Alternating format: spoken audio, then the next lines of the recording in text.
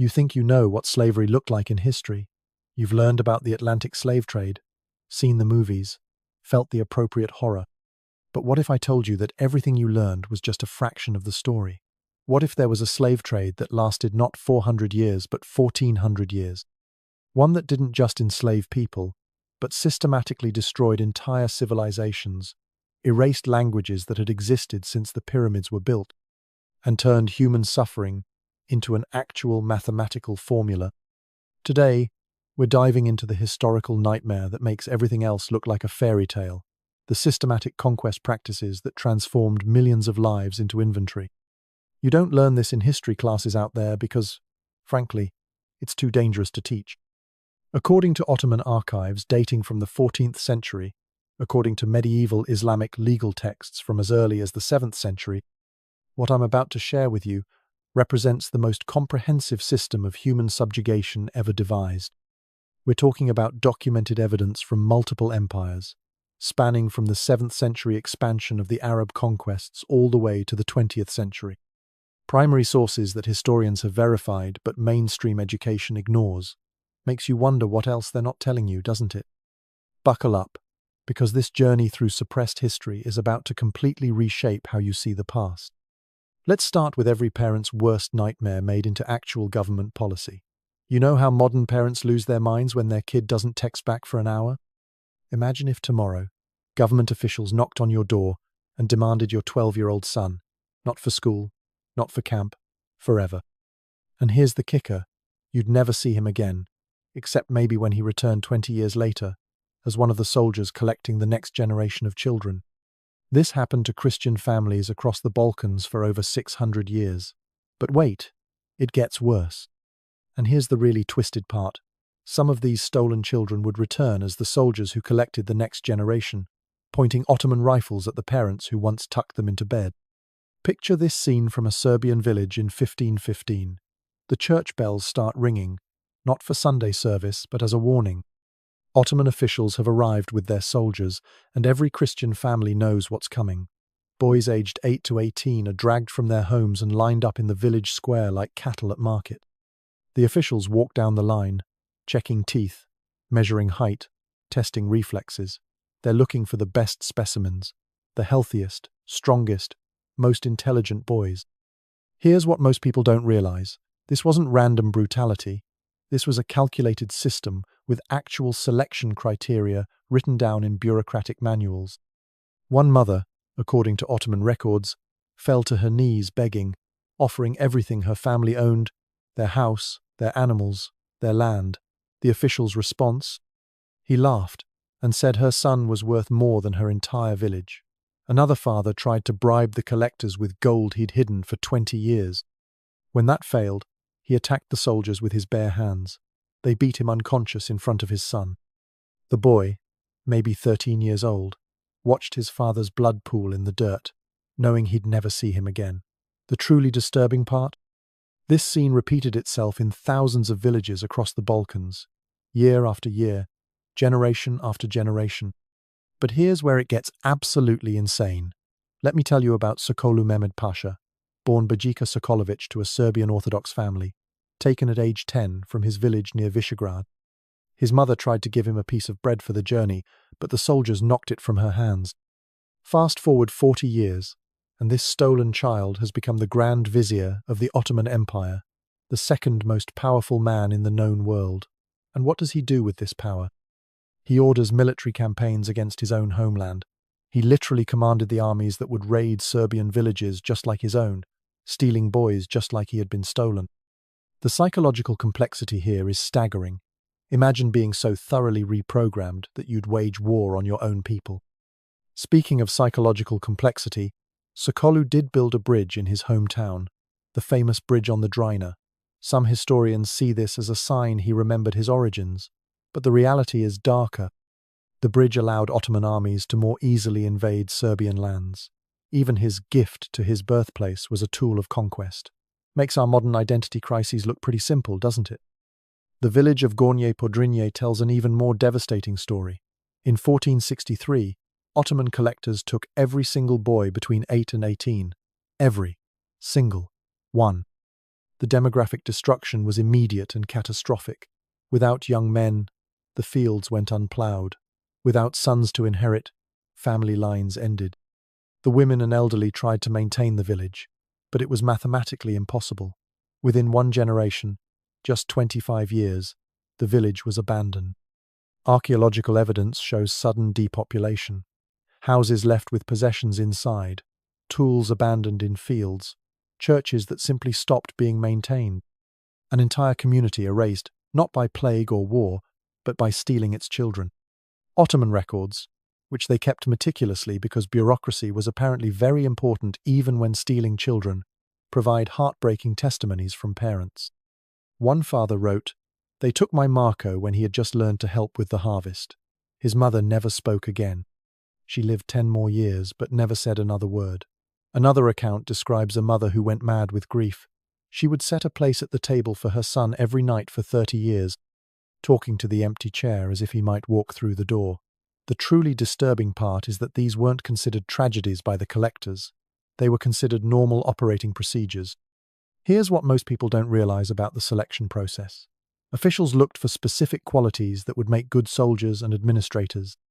Intelligence was prized. They'd test boys with puzzles and questions. Physical perfection was essential. Any defect meant rejection. They even checked family histories for hereditary diseases. This wasn't random cruelty.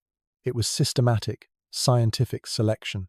They were breeding a warrior class from stolen children, and they'd perfected the process over centuries. The origins of this system date back to the 14th century, supposedly as a temporary measure during conquests. But like many government programs, temporary became permanent. Under Murad I, the devshirme was codified into law. The legal justification came from Islamic jurisprudence that allowed taking non-Muslim children as compensation for the protection the empire provided. Protection from what? From the empire itself, apparently. The circular logic would be almost funny if it weren't so horrific. Historians estimate between 200,000 and 500,000 boys were taken through the devshirme system. Let that number sink in. 500,000 children stolen from their families. But the numbers only tell part of the story. Each stolen child represented a family destroyed, a community weakened, a culture under assault.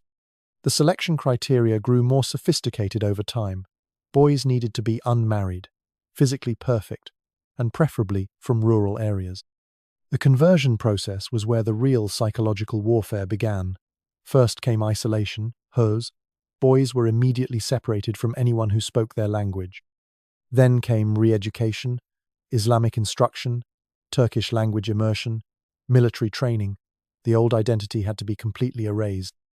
They were given new names, forbidden to speak their native languages, punished for showing any attachment to their past. But here's the genius of the system. They weren't just breaking these boys down. They were building them up into elite warriors and administrators. The Janissary Corps, created from these stolen children, became the most feared military unit in the world. Modern parents panic when their kids spend too much time on TikTok, worried about its influence. These parents watch their children get literally reprogrammed into weapons against their own people. Today we worry about college admissions and SAT scores. These parents were deliberately breaking their children's bones to make them unfit for selection. One common practice was to cut off a finger or toe.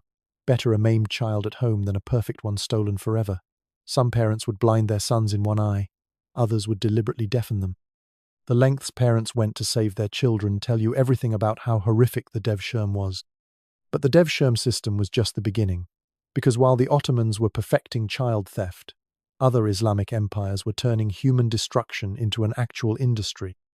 What happened to adult male slaves makes the devshirme look almost humane by comparison. Almost. Because when you're dealing with a practice that had a 90% mortality rate, humane isn't really in the vocabulary. If you thought stealing children was the worst of it, let me introduce you to a mathematical equation that would make genocide look inefficient. We're about to dive into something so disturbing that most historians won't even touch it. 90% mortality rate. Let that percentage roll around in your head for a second. That's not a battle statistic from some ancient war. That's the death rate for a medical procedure performed on hundreds of thousands of men and boys. We're talking about an industry that operated for over a millennium. with actual business models built around the assumption that 9 out of 10 victims would die. And the most disturbing part? They kept detailed business records, spreadsheets of suffering, you might say. The Aswan Operations Center in Egypt was the Amazon fulfillment center of human mutilation. Located at the first cataract of the Nile, this wasn't some back-alley operation. This was an industrial facility processing 3,000 to 5,000 victims annually. The Coptic Christians ran the operation because apparently religious law had loopholes you could drive a caravan through. The methods used, well, let's just say they were designed for efficiency, not survival. Without going into graphic details that would get this video banned, imagine the crudest possible approach to ensure the victim could never father children. Now imagine that being done with tools that belonged in a medieval blacksmith shop, not an operating room. Here's what most people don't realize. Archaeologists have found the evidence. Mass burial sites near these centers, filled with the bones of boys and young men. No names, no markers, just pits full of those who didn't survive the procedure. The skeletal remains show ages ranging from 7 to 25, with the majority being between 10 and 16. These weren't soldiers who died in battle. These were children who were mutilated for profit. Let me tell you about Jan Potocki, later known as the Prague Eunuch, though that wasn't the name his mother gave him. Captured at age 14 during a raid into Bohemia, he was marched over 1,000 miles to Cairo. He survived what most didn't, both the journey and the procedure. His memoir, written 40 years later when he'd risen to become a palace administrator, describes watching 30 boys die in the recovery room where he spent 3 months healing. His exact words, "It was a factory of death where angels were manufactured through subtraction."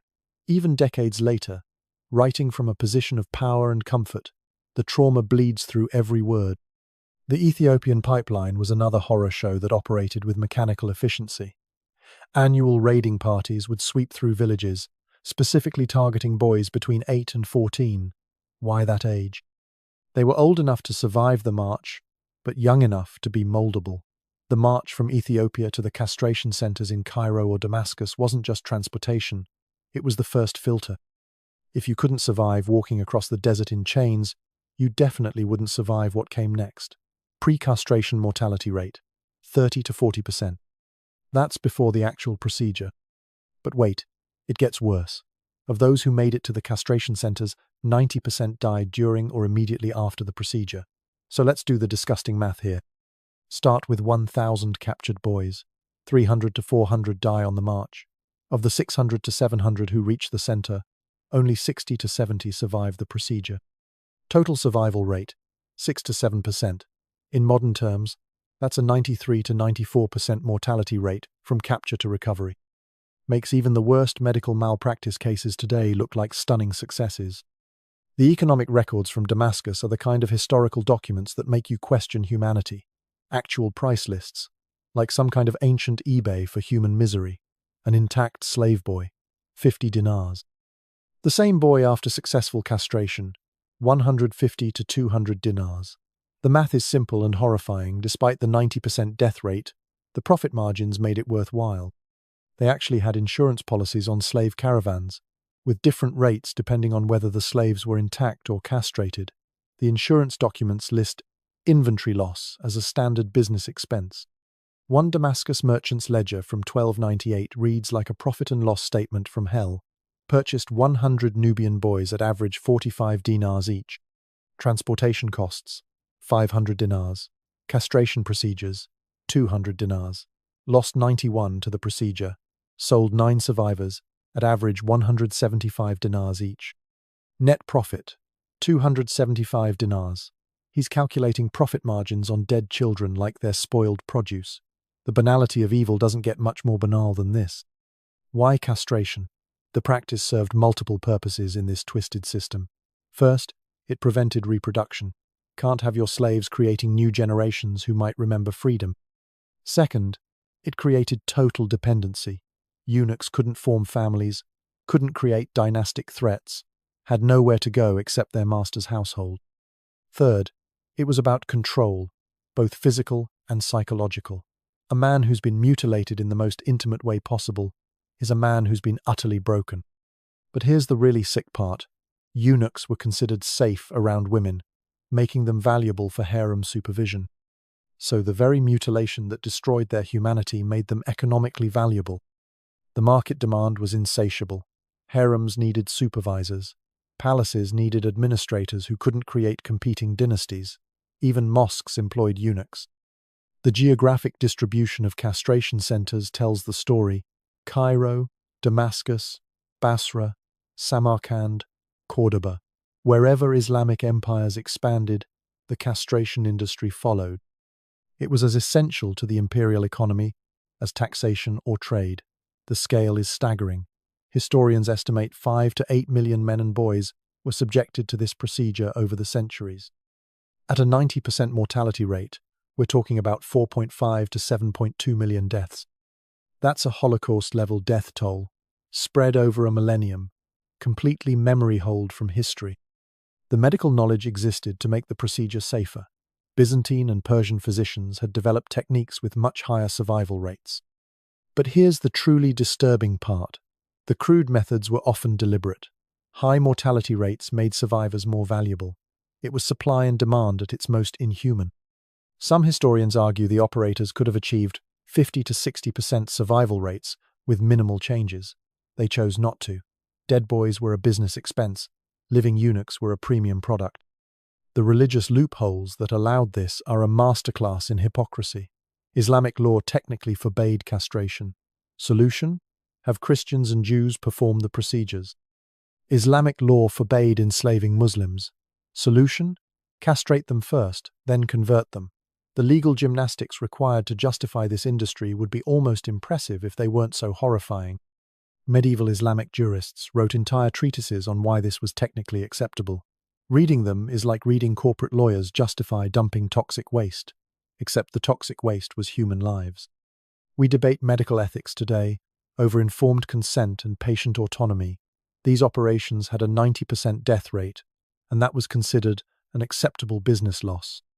Modern surgery has 99.9% survival rates for even complex procedures, and we still call 1 death in 1,000 a tragedy. These people viewed 9 deaths in 10 as the cost of doing business. Makes you appreciate that boring medical consent form a little more, doesn't it? But why did they need so many eunuchs? That brings us to the slave trade that dwarfed the Atlantic crossing by 1,000 years. Because while European slavery was primarily about agricultural labor, this system had much darker purposes. The numbers alone will stun you, but the reasons behind those numbers? That's where this historical nightmare reaches depths you didn't know existed. History classes teach you about 400 years of Atlantic slavery. They show you the triangle trade, the Middle Passage, the plantations. What they conveniently forget to mention is the slave trade that lasted 1,400 years. Not 400, 1,400. From the 7th century to the 20th. While your ancestors were still figuring out agriculture, this trade was already centuries old. When it finally ended, humans had walked on the moon. 11 to 17 million Africans enslaved. Not transported, enslaved. Because unlike the Atlantic trade where descendants of slaves built new cultures and communities, most victims of this trade never survived long enough to have descendants. This isn't ancient history. It officially ended in 1962. Yes, 1962. The same year the Beatles released Love Me Do, slaves were still being sold in Saudi Arabia. And unlike what you learned in school, this wasn't about labor. It was about something far more disturbing. The Zanj Rebellion of 869 CE gives us some of the only first-hand testimony from victims of this system. 500,000 African slaves working in the salt marshes of southern Iraq rose up in one of history's largest slave revolts. But here's what most people don't realize. These weren't agricultural workers in the traditional sense. They were literally digging salt from poisoned earth, drinking contaminated water, living in conditions that made plantation slavery look like luxury. The testimonies that survive are almost too horrible to believe. One escaped slave described how they were fed 1 handful of flour daily, how the salt ate through their skin, how dead bodies were left where they fell because moving them took energy better spent digging. The revolt lasted 14 years. Think about that. 500,000 people fought for 14 years, and you've probably never heard of it. Why? Because they lost. And when they lost, the historical records were sanitized. But archaeologists found the evidence anyway. mass graves containing hundreds of thousands of bodies. The skeletal remains show signs of severe malnutrition, untreated injuries, and salt erosion of bones. The average age at death? 22 years old. The survival rate in those marshes was 2 to 3 years from arrival. These people were worked to death as efficiently as any Nazi labor camp, except it happened for centuries, not years. The Trans-Sahara trade routes were highways of death that make the Middle Passage look like a cruise ship. 20 documented routes crossing the largest desert on Earth. We're not talking about camel caravans with water and supplies. We're talking about human beings forced to walk across thousands of miles of desert in chains. The death rate during crossing averaged 80%. 4 out of 5 didn't make it. But wait, it gets worse. Modern archaeologists using satellite imaging have found the evidence. Chains of skeletons along the ancient trade routes, still wearing iron shackles. Waterholes surrounded by human remains. Massacre sites where slaves too weak to continue were killed, rather than abandoned. One site in the Libyan desert contained over 800 bodies, all showing signs of violent death. These weren't people who died of thirst. These were people murdered because they couldn't keep up the pace. Ottoman records actually list acceptable losses for different routes. The Chad to Tripoli route, 85% expected mortality. The Darfur to Cairo route, 75%. They calculated death rates like shipping insurance. The Zanzibar slave market operated until 1873, and we have European visitor accounts that will turn your stomach. 50,000 slaves sold annually through a single market. David Livingstone, the explorer, described what he saw. To overdraw its evils is a simple impossibility. The sights I have seen, though common incidents of the traffic, are so nauseous that I always strive to drive them from memory. This is a man who explored unmapped Africa, who faced lions and diseases, saying the slave market was too horrible to remember. The age distribution tells its own horror story. 70% of slaves were under 18. The gender ratio? 2 females for every male. Why? Because unlike Atlantic slavery, which needed strong backs for labor, this system had different uses for human beings. Young boys for castration and military slavery. Young girls for... Well, we'll get to that particular nightmare soon. The end destination documentation shows most males went to military service or died in the castration process. Most females went to harems or domestic service. Domestic service being a euphemism that hides horrors we'll address later. The Nubian tribute system might be the most cold-blooded arrangement in human history. For 600 years, Nubian Christian kingdoms paid an annual tribute of 400 slaves to Muslim Egypt. 400 humans, every year, for 6 centuries. That's 240,000 people turned over as human taxation. The selection process in villages was mechanically cruel. Officials would arrive, select the required number from the population, and leave. Families torn apart, communities destroyed, all as regular as harvest season. Imagine your town having to provide 400 young people every year to avoid invasion. How long before your civilization collapses? Archaeological evidence shows exactly how long Nubian Christian civilization, which had thrived for 1,000 years, was extinct by the 15th century. Not conquered, not converted, extinct. Entire cities abandoned, churches that had stood for centuries left empty, languages that had been spoken since before Rome fell, silenced forever, all because of a tax paid in human lives. Modern demographic studies show the population collapse was so severe that entire regions of Nubia remained uninhabited for centuries. The scale comparison with Atlantic slavery reveals the hidden Holocaust. Atlantic slavery, 400 years, 12 million transported, 10 to 15% mortality during passage. Islamic slavery, 1,400 years, 11 to 17 million enslaved, 80% mortality during transport. But here's the key difference that explains why you know about one and not the other. Atlantic slavery, for all its horrors, left 42 million descendants in the Americas today. Islamic slavery? Virtually no descendants. Where are the 17 million Africans who were enslaved? Where are their children, their grandchildren? They don't exist. The reason is simple and horrifying. This system wasn't designed for labor that could build families and communities. Males were castrated or worked to death. Females were absorbed into harems where their children, if they survived childbirth, were often killed or raised as slaves themselves. There was no emergence of new cultures, no communities of descendants to tell their stories, no museums or memorials because there's no one left to remember. It's a genocide so complete that it erased its own memory. We have heritage months and museums for 400 years of Atlantic slavery, as we should. That history is preserved, studied, remembered. The descendants of slaves became presidents and poets, scientists and soldiers. They built jazz and hip-hop, changed literature and politics. This 1,400-year Holocaust has no museums, no remembrance, no descendants to demand recognition. Because unlike plantation slavery where humans were livestock to be bred, this system consumed humans like fuel. Use them up, throw them away, get more. The modern contrast is stark. We have international laws against human trafficking, UN resolutions, Interpol task forces. This was human trafficking as official state policy for over a millennium. Actual government departments managing the slave trade. Tax revenues calculated on human sales. Military campaigns specifically designed to capture slaves. The bureaucracy of bondage was as organized as any modern government department. They had quality standards, transportation regulations, market inspections. The paperwork survives in archives from Istanbul to Cairo, forms for slave purchases, receipts for human beings, the banality of evil, filed in triplicate. But human trafficking was just one tool in the toolkit of cultural annihilation.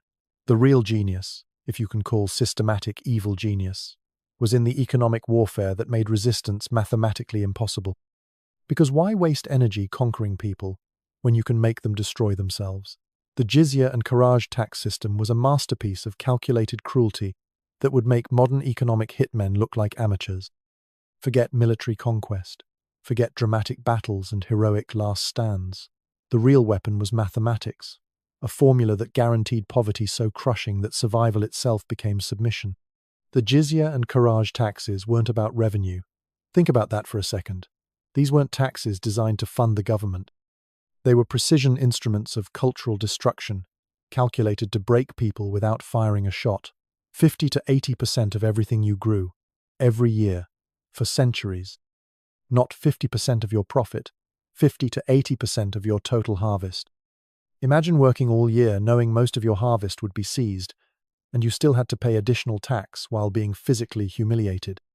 Modern tax protesters complaining about 30% rates would literally die under this system, and that was the point. Let's look at the Egyptian Coptic farm records from 950 CE, because nothing illustrates systematic oppression quite like actual accounting documents. A typical Coptic Christian farming family, harvest of 100 units of grain, kharaj tax, 70 units taken by tax collectors. That leaves 30 units for a family of 8 to survive an entire year. But wait, it gets worse. Those 30 units? They also need to save seed for next year's planting. So really, they have maybe 20 units of food for 8 people for 12 months.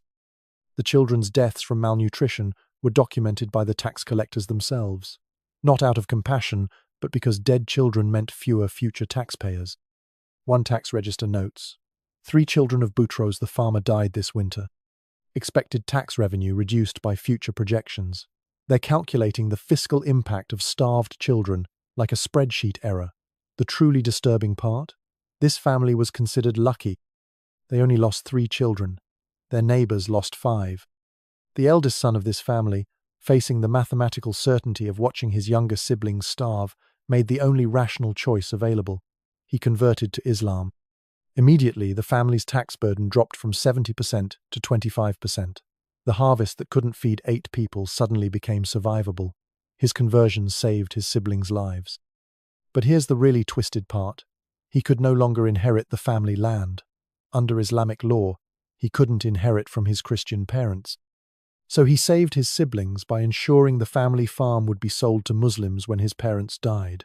Survival today, extinction tomorrow. The mathematics of cultural genocide. The Damascus jizya ceremony was psychological warfare perfected over centuries.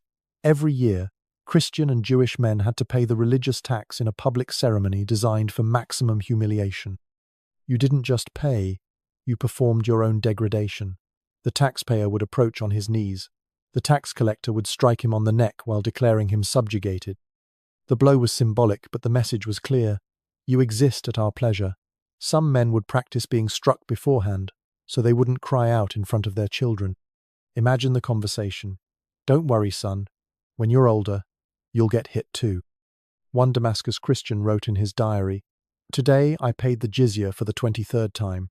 My son watched for the first time. I saw in his eyes the moment he decided to convert. I cannot blame him. This wasn't just about money. It was about breaking spirits in front of the next generation, making fathers look weak in front of their sons, making men perform their own humiliation while their families watched. The psychological damage passed down through generations like an inherited disease." The Armenian village of Karbad provides a case study in mathematical extermination. In 1562, the regional governor increased taxes to 90% of production. Not a typo, 90%. The village leaders protested, pointing out the obvious. This was a death sentence. The governor's response? Then die or convert. When the village attempted resistance, gathering weapons and blocking tax collectors, the response was swift and brutal. Ottoman records list the punishment. Every 10th man executed, taxes increased to 95% for 5 years, all weapons confiscated, and children taken for devshirm as punishment. The population records tell the rest of the story. 1560, 500 inhabitants. 1565, 50 inhabitants. A 90% population reduction in 5 years. Where did they go? Some converted and moved to Muslim districts. Some fled to the mountains to live as bandits. Most died. The cemetery records show the progression. First the elderly, then the children, then women, finally the men. Starvation follows a predictable pattern. The Ottoman tax records note the village was no longer productive by 1566. They'd extracted every bit of value, then moved on to the next village. Rinse and repeat across the empire. The Andalusian Jewish community's destruction shows how the economic weapon evolved over time. From 711 to 1066 CE, we can track the progressive tax increases through their own financial records. Year 1, 35% tax rate, sustainable, if difficult. Year 50, 45% rate plus restrictions on business ownership, challenging but survivable. Year 100, 55% rate, banned from most profitable trades, families starting to convert. Year 200, 70% rate, property confiscations beginning. Mass conversions. Year 300, 85% rate, cannot own land, restricted to specific neighborhoods, community in collapse. Year 355, massacre of remaining population, survivors expelled. The truly insidious part? This took centuries. No single generation faced the full transformation from prosperous community to extinct civilization. Each generation faced just slightly worse conditions than their parents. The proverbial frog in slowly boiling water, except the frog was entire civilizations, and the water was economic strangulation. The mathematical impossibility of advancement was built into the system. Let's say you're a Christian craftsman. You make beautiful pottery. Under the tax system, you pay 60% of your income in various taxes. Your Muslim competitor pays 10%. You need to charge higher prices just to survive. Customers buy from him instead. You can't save money to expand. You can't invest in better tools. You can't hire apprentices. Your son watches you work twice as hard for half the reward. What lesson does he learn? The only way to succeed is to abandon your faith. The tax system wasn't collecting revenue. It was purchasing conversions. Inheritance laws added another layer to the extinction formula. A Christian's wealth was taxed at death. If his son converted to Islam, the son couldn't inherit. If he didn't convert, the inheritance taxes often consumed the entire estate. Either way, generational wealth accumulation was impossible. Muslim families could build wealth over centuries. Christian and Jewish families reset to zero every generation. It's compound interest in reverse. Instead of wealth growing exponentially, it disappeared exponentially. Additional taxes piled on like weights designed to break backs. Military exemption tax. Pay extra for the privilege of not serving in armies that would attack your own people. Road use tax. Pay to travel between towns. Market tax. Pay extra to sell your goods. Church repair tax. pay for permission to fix your own place of worship. Water tax, bridge tax, gate tax. Death by 1,000 cuts, except each cut was calculated to bleed you slowly, not kill you quickly. Dead people don't pay taxes. Desperate people do anything to survive. We complain about 20 to 30% income tax rates today. We protest, vote, sometimes even revolt over tax increases of a few percentage points. These people faced 80% taxation plus systematic humiliation. The mathematical certainty of generational poverty wasn't a side effect, it was the intended outcome. Modern economic warfare looks subtle compared to this. The IMF demanding structural adjustments seems almost kind next to tax rates designed to cause starvation. But taking their wealth was just the appetizer. The main course was erasing their entire civilization, because money, after all, is just a tool. The real target was memory itself. How do you delete a civilization so thoroughly that future generations don't even know it existed? That's where our story takes its darkest turn yet. When we say lost civilizations, we imagine natural disasters or mysterious disappearances. Atlantis sinking beneath the waves, the Maya abandoning their cities. But what if I told you some civilizations were deliberately deleted, not conquered and absorbed, not transformed or evolved, deleted, like highlighting text and hitting backspace? Languages spoken since the pyramids were built, gone. Religions practiced for millennia, erased. Entire cultures systematically removed from existence. This wasn't collateral damage from war or the natural flow of history. This was policy. And they were so thorough that most people today don't even know these civilizations existed. That's not accident. That's successful genocide. The Zoroastrian extinction event reads like a masterclass in cultural annihilation. For over 1,000 years, Zoroastrianism was one of the world's dominant religions, the Persian Empire's official faith. Millions of followers from India to the Mediterranean. Sacred fire temples that had burned continuously since before Alexander the Great. Then came the Arab conquest of Persia, and with it, a systematic program of erasure that would make modern ethnic cleansing look amateur. The fire temples were the first targets. These weren't just churches, they were libraries, schools, community centers, the heart of Zoroastrian civilization. The sacred fires, some burning for over a millennium, were extinguished, not accidentally during battle, deliberately, ritually. The priests were forced to watch as invaders poured water on flames their ancestors had tended for 50 generations. Then those priests were given a choice: convert or die. The execution records from just one decade show 40,000 Zoroastrian priests killed. That's not soldiers, that's clergy. Imagine if someone systematically executed every priest, minister, rabbi, and imam in America. That's the scale we're talking about. Sacred texts burned publicly in city squares. The Avesta, the Zoroastrian holy book, existed in millions of copies across the Persian Empire. Today, we have fragments.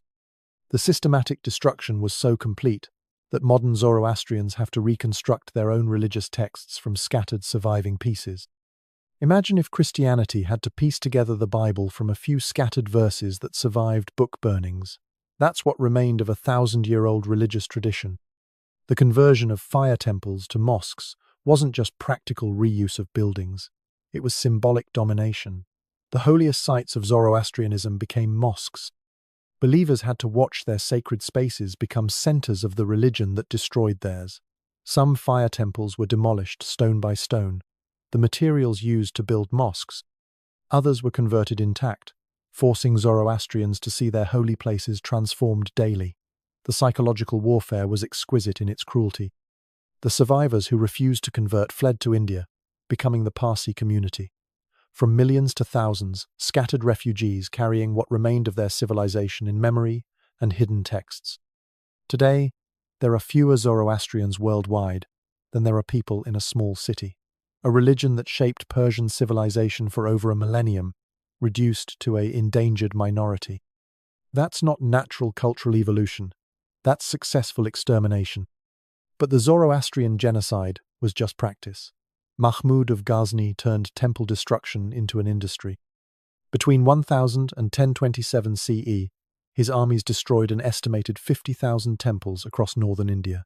Not damaged in battle, destroyed, methodically, systematically. His own court historians, writing to glorify him, documented the process in detail that would make Nazi record-keepers proud. The Somnath temple alone contained wealth accumulated over centuries. Gold idols melted down into coins, silver ornaments shipped back to Ghazni. The famous temple doors, masterpieces of Hindu artistry, taken as trophies. But here's the truly twisted part. The main idol was broken into pieces and embedded in the steps of Ghazni's mosque. Every Muslim entering the mosque would step on the Hindu god. The message wasn't subtle. Your gods are beneath our feet. The gold from Somnath alone was worth an estimated $80 billion in modern currency. This wasn't just cultural destruction. It was cultural destruction that paid for itself. Mathura, the birthplace of Krishna, received special attention. The city's temples weren't just destroyed, they were erased. Archaeological excavations show layers of destruction so complete that modern archaeologists struggle to reconstruct what existed.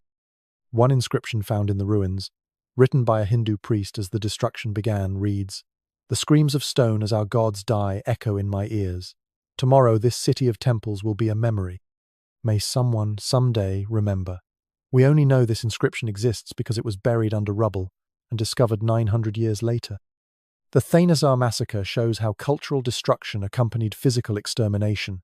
200,000 people killed, according to Mahmud's own historians. But the death toll only tells part of the story. Thanazar was a center of Hindu learning. Thousands of manuscripts destroyed, scholars executed with their students. An entire tradition of knowledge that stretched back centuries ended in days. The survivors scattered, taking what knowledge they could carry. How much was lost? We'll never know. That's the point of successful cultural genocide. You don't even know what you've lost. The death of Coptic is perhaps the most complete linguistic extinction in history. This wasn't some minor dialect. Coptic was the last stage of the Egyptian language, the direct descendant of the language of the pyramids. Hieroglyphs evolved into alphabet, a 5,000-year continuous linguistic tradition. Gone. The stages of extinction were methodical. First, Arabic became the language of administration. Coptic speakers couldn't function in government without Arabic. Then commerce. Can't trade without Arabic. Then public spaces. Speaking Coptic in markets became suspicious, then dangerous, then illegal. The language retreated into homes and churches. Families spoke Coptic privately, while children learned Arabic for survival. But children naturally spoke the language that gave them opportunities. Within generations, Coptic became the language of grandparents, then of prayers, then of no one. The last native Coptic speaker died in the 17th century. The language that had recorded the construction of the pyramids died with an old woman in an Egyptian village, taking with her words that had existed since before the Bronze Age. Modern Copts still use Coptic in religious services, the way European Catholics used Latin, but it's a dead language, pronounced by guesswork, understood by few. The grammatical subtleties, the poetry, the jokes, the lullabies mothers sang to babies, all gone. When hieroglyphics were finally deciphered in the 19th century, scholars had to work backwards from Greek and Arabic because Coptic, which would have been the key, was extinct. We can read ancient Egyptian tomb inscriptions, but we've lost the living language that evolved from them. That's what successful linguistic genocide looks like. Buddhist civilization in Central Asia faced complete erasure. Nalanda University, the Oxford of the ancient world, burned for months when invaders destroyed it in 1193 CE. 9 million books. 9 million. The library was so vast that it burned for 6 months. Monks were burned alive with the manuscripts they tried to save. The archaeological evidence shows layers of ash feet deep, mixed with human remains. Scholars who devoted their lives to preserving knowledge died with the books they protected. The numbers are staggering. Bihar alone had dozens of major monasteries, each with thousands of monks. By 1200 CE, 0. Not reduced. 0. Afghanistan was a Buddhist kingdom for 1,000 years. Today, the only evidence is the destroyed Bamiyan Buddhas and archaeological ruins. The Buddhist population in these regions went from millions to nothing. Where did they go? Some fled to Tibet and East Asia. Some converted. Most died. An entire religious civilization that had thrived for over a millennium vanished so completely that most people don't even know it existed. We panic about digital data loss, about hard drives failing, and clouds disappearing. These civilizations lost everything: language, religion, history, art, literature, philosophy, science. Imagine if English vanished tomorrow. Not just as a spoken language, but all books in English burned, all records destroyed, the alphabet itself forbidden. Imagine if Christianity, Judaism, and secular Western culture were systematically erased. Churches and synagogues demolished or converted, the Bible and Torah burned, priests and rabbis executed. Imagine if every university was destroyed, every library burned, every scholar killed. That's not imagination for millions of people. That's history. But they saved the worst systematic abuse for the most vulnerable population of all. Because everything we've covered so far, the slavery, the economic destruction, the cultural genocide, at least had some twisted military or economic logic. What happened to women under this system was pure, systematic dehumanization on an industrial scale, and the numbers will make your blood run cold. Everything we've covered so far had military or economic logic, twisted, evil logic, but logic nonetheless. Stealing children created soldiers. Castration created administrators. Economic oppression funded empires. This final system was pure systematic dehumanization on an industrial scale. 1.5 million women. That's not a total population figure. That's the Ottoman Empire alone. Just one empire. The real number across all Islamic empires over 14 centuries. Historians can't even calculate it. These weren't concubines or courtesans with some semblance of status. This was systematic rape as state policy, regulated by law, organized by bureaucracy, and hidden from history. And the most disturbing part? Families were so desperate to save their daughters from this fate that they would mutilate their own children, because a scarred face was better than what awaited pretty girls. The Crimean slave port of Kaffa was the human trafficking capital of the medieval world. 20,000 women annually passed through this single port. That's 55 women every single day, bought and sold like livestock. The age documentation preserved in Ottoman archives reads like evidence from a war crimes trial. Primary age range, 12 to 25. Peak value, 14 to 16. The younger the better, as long as they'd reached puberty. The sorting process was methodical. Women were stripped, examined, categorized by appearance and ethnicity. Slavic women commanded higher prices.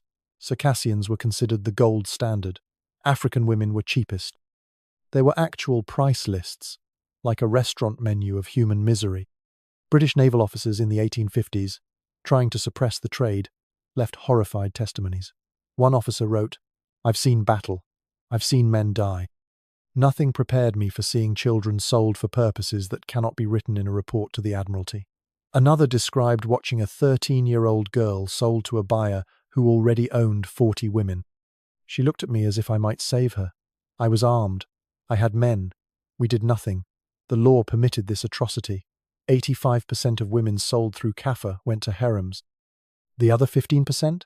Domestic slaves, though domestic covered horrors we can't describe on YouTube. The Topkapi Palace records in Istanbul provide the most complete documentation of industrial-scale sexual slavery. At its peak, the palace harem contained over 2,000 women. These weren't willing participants in some oriental fantasy. These were kidnapped girls and women, stolen from their families, sold into sexual servitude. The procurement invoices have survived. Actual paperwork documenting the purchase of human beings for sexual abuse. Received 12 Circassian girls, ages 13 to 16, good health, intact. That's an actual line from an actual document, preserved in the Ottoman archives. The death rates inside harems tell their own story. Suicide was endemic. Murder by rivals was common. Women who became pregnant by the Sultan might be elevated or might be killed by jealous rivals. Children born to slave women faced terrible fates. Boys might be accepted if acknowledged by their father. Girls often became slaves like their mothers. Unwanted pregnancies ended in forced abortions or infanticide. One French ambassador, visiting the Ottoman court, wrote in cipher to avoid diplomatic incident. "The screams from the harem can be heard in the ambassadorial quarters. We pretend not to hear. What else can we do?" Escape attempts were punished with tortures that can't be described here. Women caught trying to flee were made examples to terrorize others into submission. The palace records list punishments with bureaucratic indifference. Aishi, Georgian, age 19, attempted escape. Standard punishment applied. Died day 3. What was the standard punishment? Historical accounts suggest it involved devices and methods that would violate every content policy on this platform. The woman named Aisha, that wasn't even her real name. Slaves were renamed upon purchase, their identities erased, along with their freedom. The Circassian trade represents perhaps the most disturbing chapter in this horror show. An entire ethnic group became synonymous with sexual slavery. Circassian women's beauty became a curse that destroyed their civilization. The demand was so high that Circassian families faced an impossible choice: sell their daughters into slavery or watch them be kidnapped. Some families chose a third option, intentionally scarring their daughters' faces to make them less desirable. Imagine being a parent who disfigures your own child because that's better than the alternative. One Circassian folk song from this period, translated from oral tradition, goes, "My daughter, forgive the knife in my hand. The scar I give you is a mother's love. Better you live ugly and free than die beautiful in chains." The fact that mutilating your own children was considered an act of love tells you everything about how horrific the alternative was. Entire villages would hold ceremonies where young girls were scarred to protect them. The Russians, who eventually conquered Circassia in 1864, found a culture so traumatized by centuries of slave raids that many welcomed conquest as protection. Baghdad in 1258 provides a snapshot of the system's final horror. When the Mongols conquered the city, they found the last Abbasid caliph's harem containing 700 women. 700 human beings whose names weren't even recorded. The Mongol chronicles, not exactly squeamish about violence, describe what happened next in vague terms.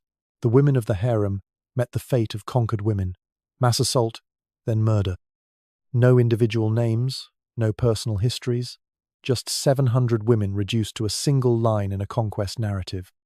The archaeological evidence from the palace shows a mass grave containing female remains, all showing signs of violent death. These weren't casualties of war. These were murdered rape victims, killed to prevent them from being liberated. The scale becomes clear when you aggregate the numbers. The Crimean trade, 20,000 annually for 300 years. That's 6 million women through one port alone. Add the trans-Saharan routes, the Red Sea trade, the Indian Ocean trafficking, the overland Asian routes. Conservative estimates suggest 10 to 15 million women enslaved specifically for sexual purposes over 14 centuries. But here's what makes this different from even the horror of Atlantic slavery. These women left no descendants to remember them. Their children were slaves, killed, or absorbed into the populations that enslaved them. There's no diaspora of descendants to demand recognition, no communities maintaining cultural memory. They were erased as completely as if they'd never existed.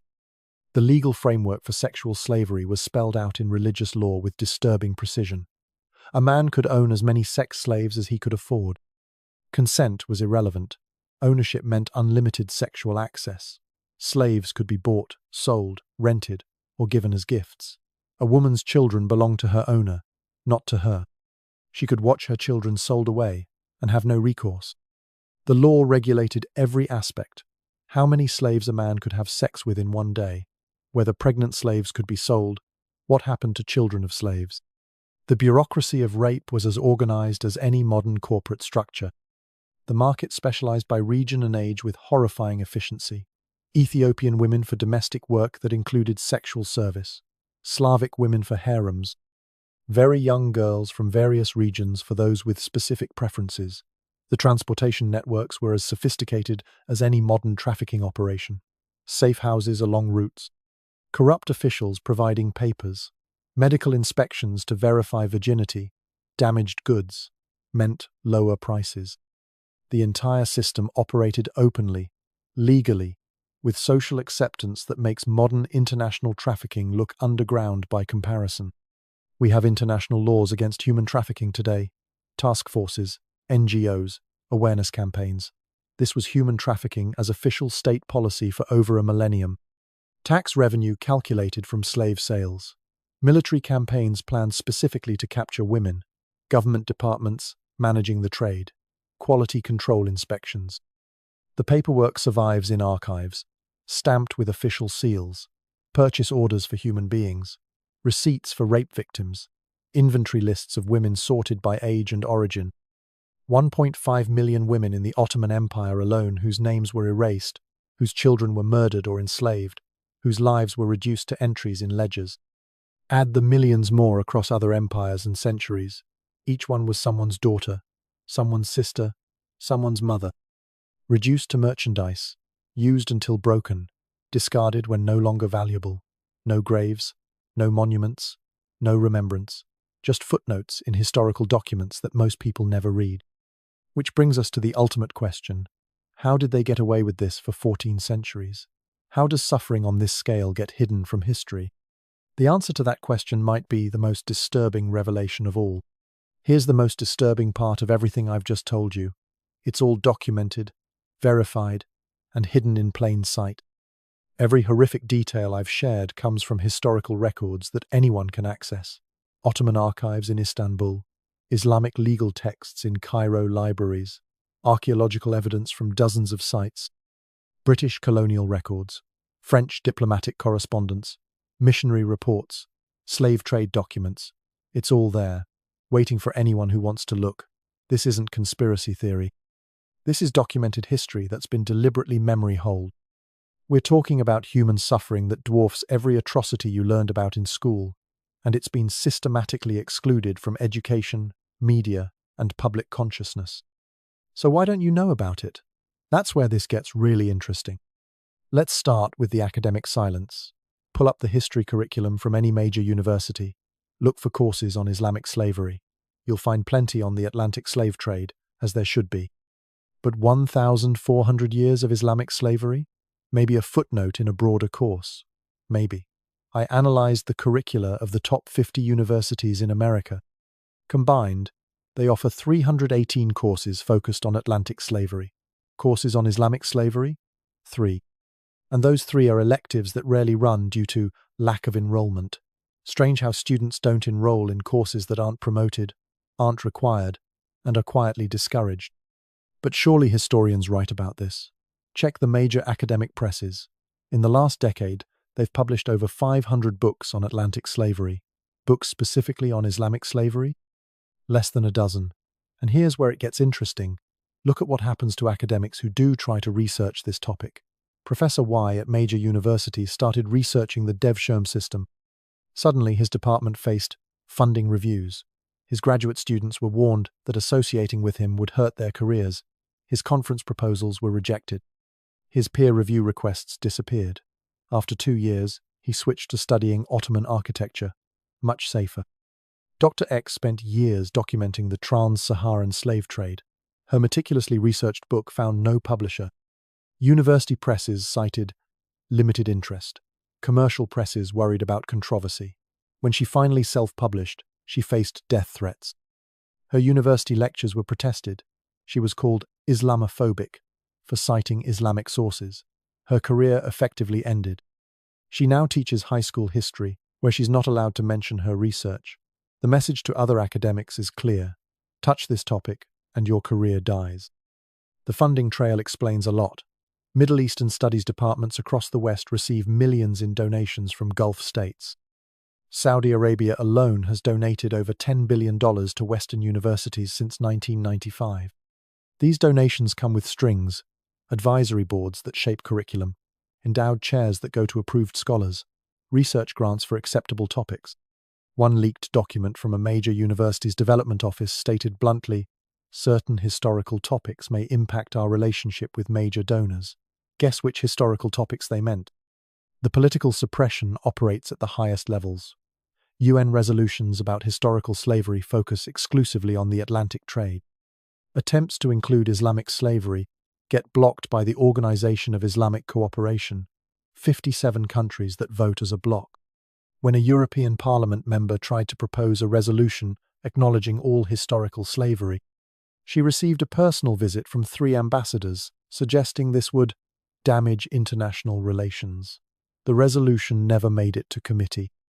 Oil money doesn't just buy silence, it buys active suppression. A documentary filmmaker tried to create a series on Islamic slavery. Initially, a major streaming service showed interest. Then came calls from diplomatic channels. Suddenly, the project was not aligned with our current programming strategy. The filmmaker's next 3 projects also found no backing. He now makes wedding videos. Another journalist investigated modern slavery in Gulf states, the direct continuation of historical practices. Her newspaper killed the series after advertiser threats. She was reassigned to cover fashion. The demographic evidence is undeniable but undiscussed. Genetic studies show massive population displacement across Africa that aligns with slave trade routes. But publishing these studies with historical context becomes problematic. One geneticist told me off the record, "We can publish the data. We just can't say what it means." Satellite archaeology has located thousands of sites related to Islamic slavery, castration centers, slave markets, mass graves. Getting permits to excavate? Impossible. The sites remain untouched, their evidence buried. The missing populations across Africa tell a story no one wants to hear. Entire regions depopulated, gender ratios skewed for centuries, cultural groups vanished, languages extinct. But connecting these facts to Islamic slavery, that's career suicide. One demographic historian calculated that the Islamic slave trade reduced Africa's population by 112 million peopling, not just those enslaved, but those killed in raids, those who died resisting, the children never born because their parents were taken.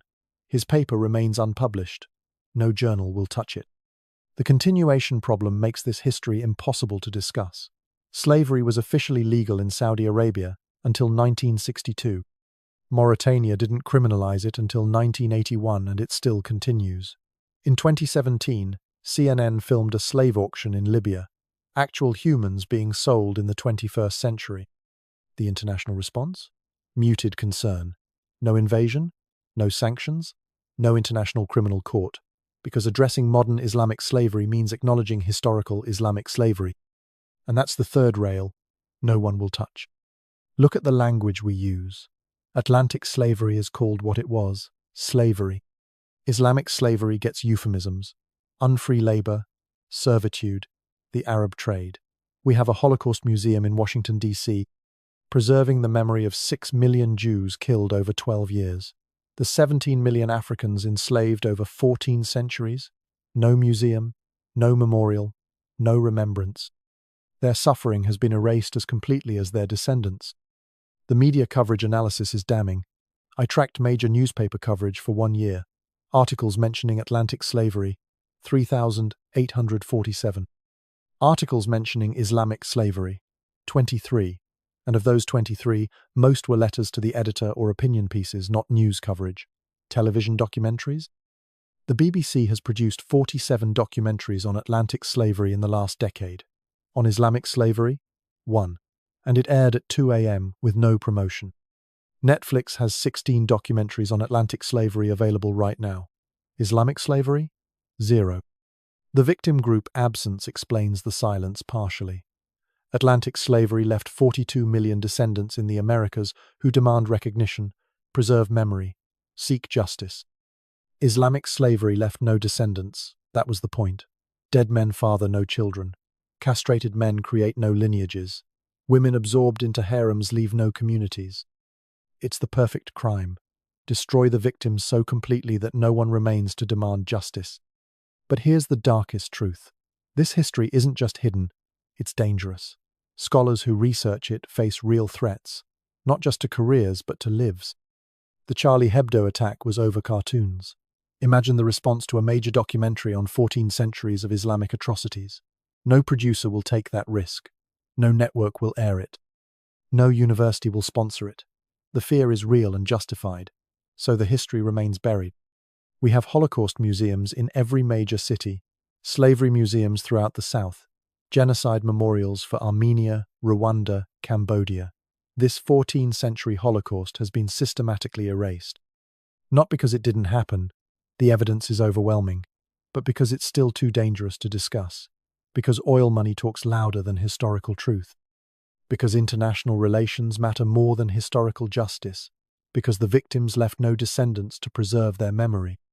Which leaves us with one final, chilling realization. If they could hide 14 centuries of systematic horror, make 17 million enslaved Africans disappear from history, erase entire civilizations without a trace, what else have they hidden? What other historical truths lie buried in archives, too dangerous to excavate? The history you learned in school isn't just incomplete, it's been deliberately edited. And the editors are still at work, still burying truth, still erasing memory. Makes you wonder what else you don't know, doesn't it? We've reached the end of our journey through 14 centuries of systematic horror, and now it's time to connect all the dots. Remember how I promised you'd discover a slave trade that dwarfed the Atlantic crossing? 400 years versus 1,400 years. 12 million transported versus 17 million enslaved, most of whom died before reaching their destination. But those numbers only scratch the surface of this industrialized nightmare. Every system we've explored was interconnected, each feeding the others in a machine of human destruction that operated for over a millennium. The Devshirme stole children to create soldiers who would raid for more slaves. The castration industry processed those slaves, killing 90% to create valuable eunuchs. The slave trade itself fed the harems and labor camps.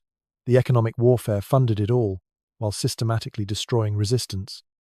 The cultural genocide eliminated the memory of civilizations that might testify to these horrors, and the sexual slavery system consumed millions of women whose descendants might have demanded justice.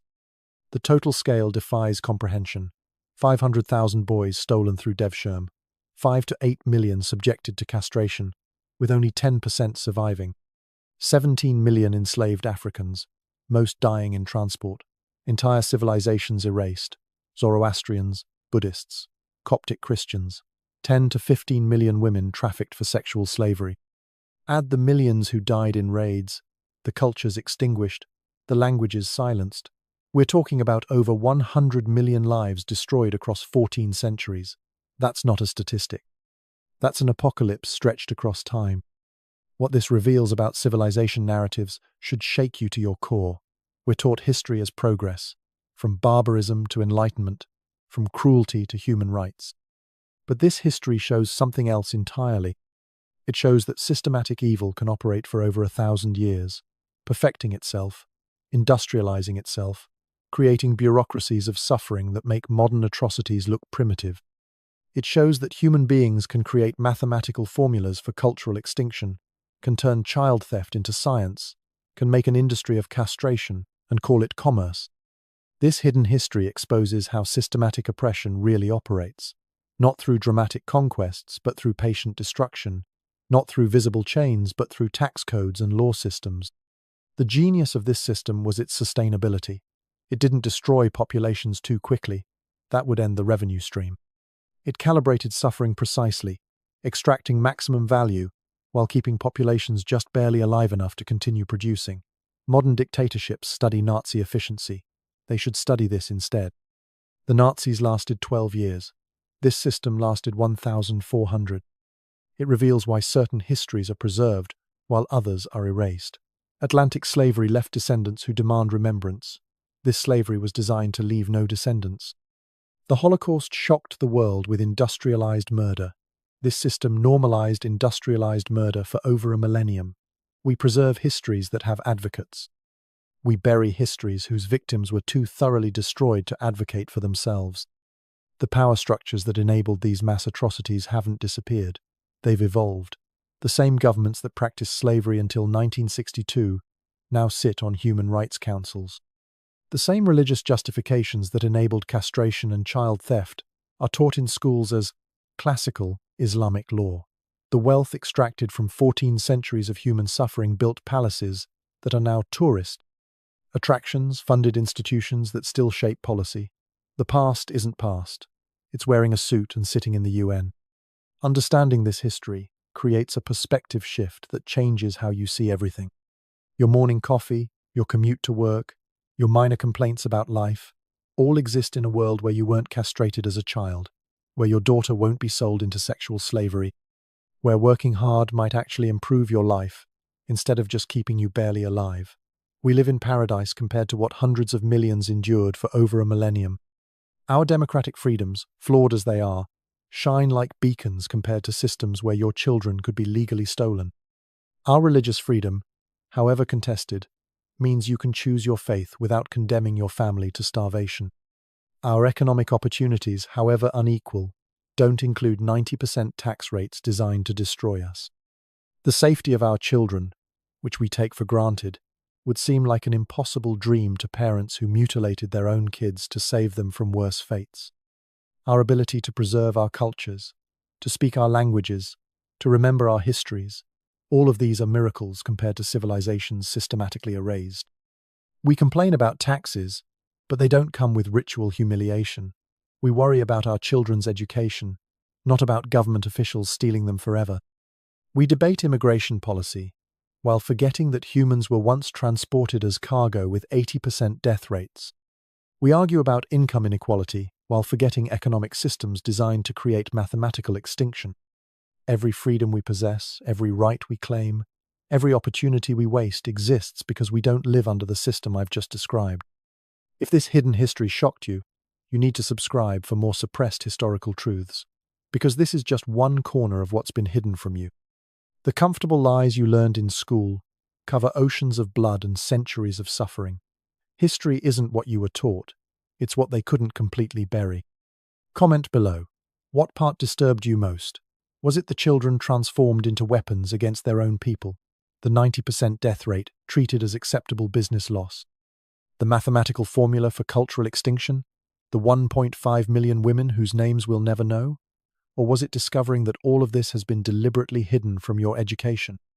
Share this video. People need to know this history. Not because we can change the past, but because understanding the past changes how we see the present. When you know that slavery lasted 1,400 years instead of 400, that castration was an industry, that entire civilizations were erased, that millions of women were systematically raped with bureaucratic efficiency, you understand that the worst horrors aren't always the ones that get monuments and museums. Sometimes the greatest evils are the ones that last so long they seem normal, that destroy so completely they erase their own memory. Check the description for academic sources, though good luck finding scholars brave enough to research this. The archives exist, the evidence is there, the truth is documented. It's just too dangerous for most to touch, but for those who want to verify every horrific fact I've shared, the sources are there, waiting, hidden in plain sight, like the history itself. This is the history they don't teach you, the suffering they don't memorialize, the victims they don't remember, the atrocities they don't acknowledge, the crimes they don't prosecute, the evil they don't name. But now you know, and knowing changes everything. The question is, what will you do with this knowledge? Will you share it, forcing others to confront these buried truths? Or will you let it sink back into silence, another generation keeping the perfect crime perfectly hidden?